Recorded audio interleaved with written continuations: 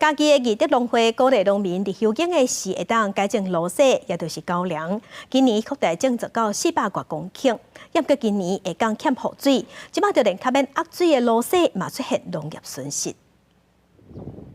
同一个产区的落雪，有的已经结水，有的煞连发烟拢无。嘉义县一地向种的落雪，因为欠水，一寡产区的落雪无生长，存活率嘛受影响。义竹乡西南这边的那存活率就比较差，有种了之后又没下雨，到现在很少下雨了，我们这边很少下雨，所以存活率差，而成长性又比较不好。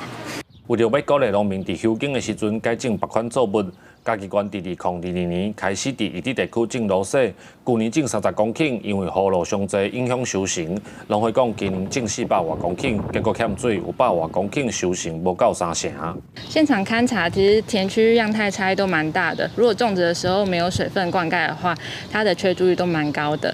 农改场表示，种落雪虽然免上济水，但是生长的头前14天也是需要水来灌溉。产区会有这种情形，除了雨水无够以外，水利会提供的水嘛可能因为地势无便流去别位，所以才造成一寡产区有无共的生长情况。详细的灾害损失会统计了后，提报予中央来评估。记者林慧婷，嘉义报道。